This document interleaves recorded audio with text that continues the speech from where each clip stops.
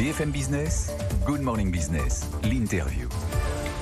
93 départements français désormais confrontés à des restrictions pour l'utilisation de l'eau. Comment est-ce que le monde agricole gère ces restrictions ? Certains agriculteurs ont choisi de ne pas respecter les interdictions pour sauver leur production.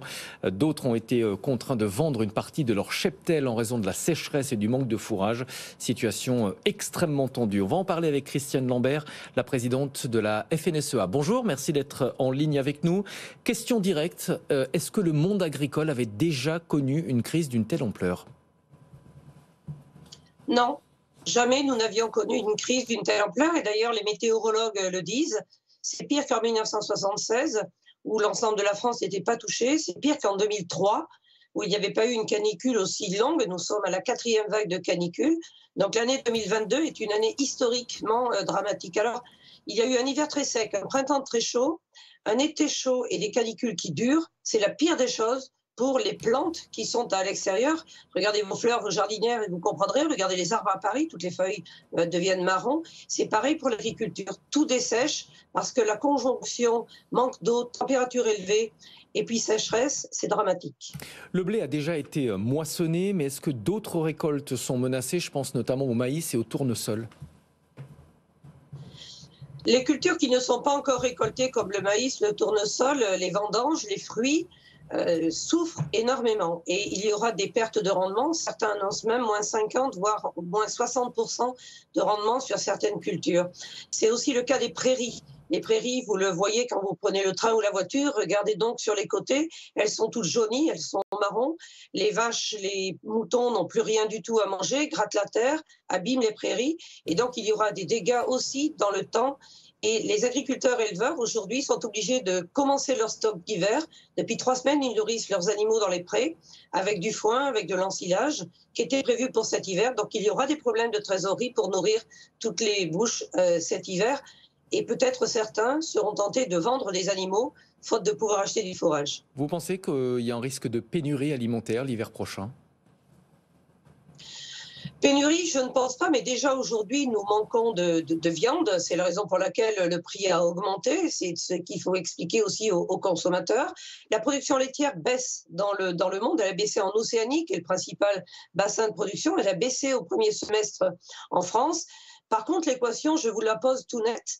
Est-ce que les éleveurs peuvent acheter du fourrage avec l'espoir de vendre leur lait plus cher quand on a dans les négociations commerciales des distributeurs, bon nombre d'entre eux, qui refusent d'augmenter le prix du lait? Toutes les charges des éleveurs augmentent, l'alimentation des animaux qui a pris 30%, le carburant a doublé, les engrais ont augmenté de 120%. S'il n'y a pas de hausse sur les prix de vente de nos produits, nous serons dans le rouge. Donc c'est d'abord aux consommateurs français de comprendre, et certains le comprennent très bien, et commencent à dire oui, achetons français pour soutenir les agriculteurs français.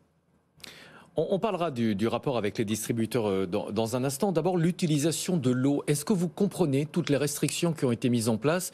Et est-ce que vous auriez souhaité que l'agriculture soit peut-être considérée comme une exception, compte tenu de son importance? Alors, d'abord, je voudrais faire une correction. J'ai entendu une fake news épouvantable sur votre chaîne tout à l'heure, la représentante des piscines professionnelles de France, Madame Pulinx, qui a dit « Ah, mais une piscine, c'est 15 mètres cubes d'eau, c'est l'équivalent de la production d'1 kilo de viande. » C'est faux et archi faux. C'est faux et archi faux. Interrogez Jean-Louis Perrault de l'INRA, expert reconnu par la Commission européenne, c'est maximum 300 litres. Donc que des vendeurs de piscines instrumentalisent des chiffres et disent n'importe quoi pour dire les piscines c'est moins grave que la viande et l'alimentation, c'est pas sérieux. Donc j'apporte ce démenti formel quelques minutes après qu'elle l'ait dit sur votre antenne. Et donc il y a des restrictions. L'eau est gérée en département par les préfets. Il y a différents stades de restrictions. Lorsqu'on est en vigilance, lorsqu'on est en crise, il n'y a pas les mêmes restrictions. Quand les rivières, quand les niveaux d'eau baissent énormément, il y a des restrictions de prélèvement. Ils sont maintenus la nuit, parce que c'est la nuit qu'il vaut mieux arroser.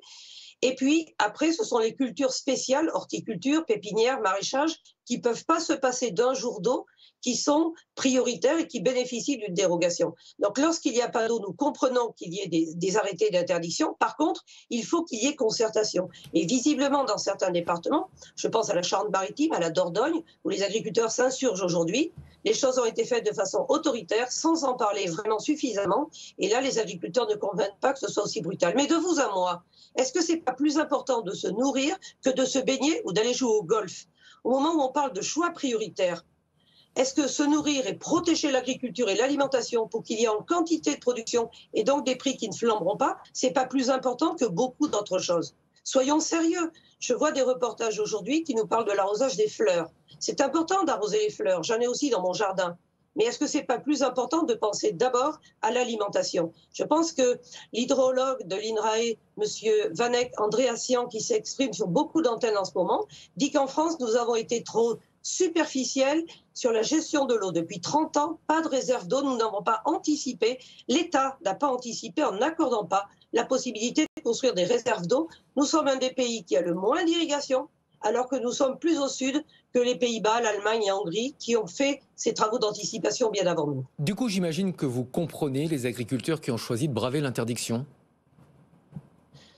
Je ne peux pas cautionner les gens qui bravent les interdictions, vous le comprenez bien, c'est comme si je disais sur les autoroutes on peut rouler à 150 à l'heure. Quand il y a une interdiction, il y a une interdiction. C'est la forme et la façon dont la décision a été prise par les autorités départementales qui fait qu'il y a incompréhension. Je vois qu'aujourd'hui les agriculteurs de Charente-Maritime ont stoppé leur irrigation et contribuent avec travaillent et discutent avec l'administration.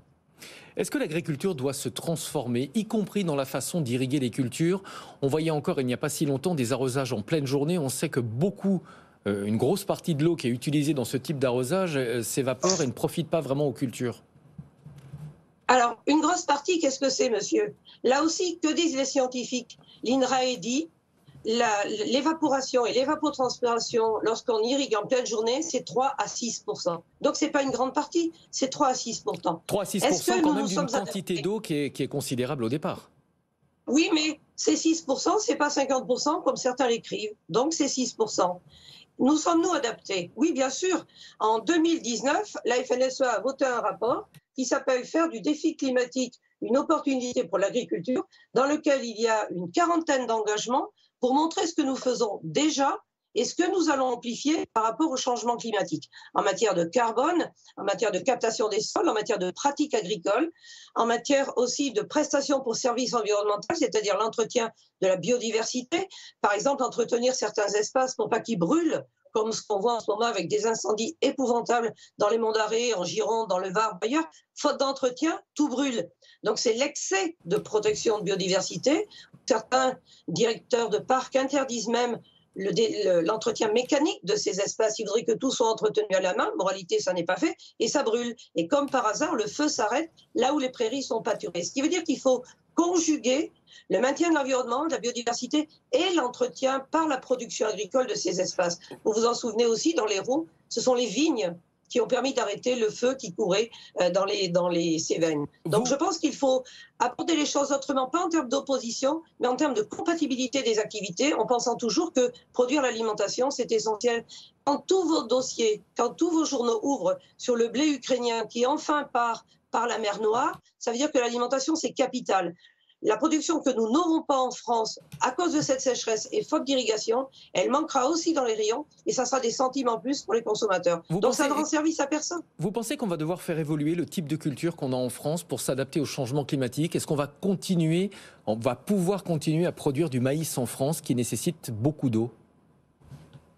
Bien sûr qu'on va continuer à produire du maïs parce que d'une part déjà, il s'en produit moins qu'il y a quelques années. D'autre part, les variétés ont changé et la sélection variétale permet d'avoir aujourd'hui des espèces qui nécessitent moins d'eau. Mais comme le dit l'hydrologue Vanek Andréassian, écoutez les scientifiques, interrogez-les, faites-les venir sur votre plateau, comme d'autres chaînes télé l'ont fait, pour des interviews longues où il vous expliquera qu'il est nécessaire d'avoir de la production de fourrage pour maintenir l'élevage. Est-ce que vous préférez qu'on arrête le maïs et qu'on importe la viande d'Amérique du Sud et qu'on importe les porcs d'Espagne et d'ailleurs où ils irriguent? Le comble, c'est qu'aujourd'hui, on importe de la paille de blé d'Espagne. L'Espagne irrigue à du blé et donc de la paille de blé. Et nous, en France, on n'irrigue pas et on importe la paille. Est-ce que c'est bien sérieux en termes d'empreinte carbone? Donc, Non, donc c'est un raisonnement global qu'il faut avoir. Avec la hausse des prix à la consommation, les rapports se sont tendus entre producteurs et distributeurs. Des relevés ont été effectués récemment par la DGCCRF dans des magasins avec des prix qui ont augmenté sur certains produits alors que des négociations n'avaient pas été entamées entre le distributeur et les producteurs. Tout à fait. C'est ce que la FNSEA dénonce depuis déjà plusieurs mois. Les distributeurs jouent avec le feu. Les distributeurs ne respectent pas la loi alimentation.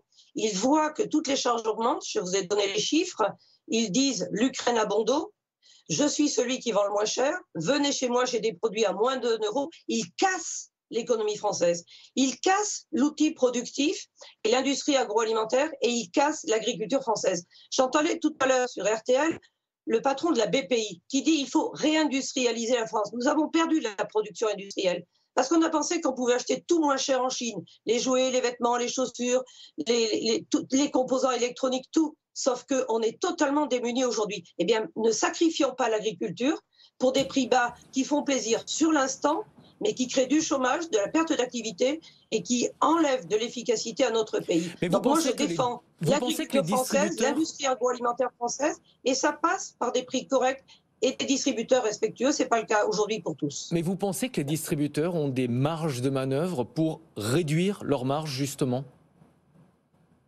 Écoutez, ils ne sont pas transparents du tout sur leurs marges. Il y a d'ailleurs eu un rapport parlementaire, un à l'Assemblée nationale, un au Sénat, et le titre a été « L'arroseur arrosé » puisque le premier d'entre eux avait dit il y a des marges cachées, un manque de transparence, les industriels ne nous disent pas tout.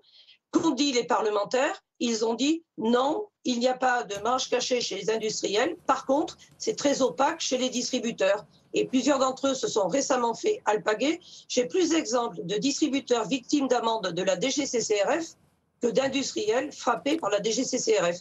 Donc il faut regarder les fautifs là où ils sont. Christiane Lambert, vous vous sentez soutenu par les pouvoirs publics? Oui, parce que la loi alimentation a été votée, elle a même été corrigée sur la même mandature pour qu'elle soit efficace. Nous avons eu 17 réunions du comité de suivi des relations commerciales avec 3 ministres engagés sur ce sujet. Pourquoi? Parce qu'il s'agit de l'avenir de l'agriculture française et du maintien de la production en France. Vous dites tous, on aime les agriculteurs, la France est belle parce qu'elle est cultivée partout, les Français aiment les agriculteurs. Mais les agriculteurs font un métier difficile, ingrat quand le climat n'est pas au rendez-vous comme cette année. C'est un métier 24 heures sur 24, 7 jours sur 7, toute l'année. Je suis éleveuse, je sais de quoi je parle. Cette année, nous avons 50 hectares de maïs non irrigués, 20 hectares n'ont pas de valeur, pas de grain. Et sur les 30 hectares restants, nous allons avoir 50% de perte de rendement. Quand on voit tout ça, qu'on vit tout ça, et qu'on voit certains débats superficiels, polémiques, faussés par des affirmations tronquées, c'est révoltant. Donc moi, je veux que la vérité sur la transparence des pratiques de chacun et des marges des uns et des autres, mais surtout une solidarité nationale comme nous l'avons eu pendant le Covid. C'est la guerre, elle va durer, il y a des impacts. Vous avez vu les conséquences sur la farine, sur l'huile et sur différents produits. Je crois qu'il faut se serrer les coudes. Quand une exploitation agricole ferme ses portes, elle ne réouvre jamais. Une faillite en agriculture, ça ne renaît jamais. Donc pensons à cela. La sécurité alimentaire, ça a de la valeur. Si la France est belle et que les touristes partent beaucoup en France aujourd'hui, vont beaucoup au restaurant plus que d'habitude pour manger les bons produits français, il faut sauver l'agriculture française, il faut sauver le soldat agriculture, il est en danger aujourd'hui.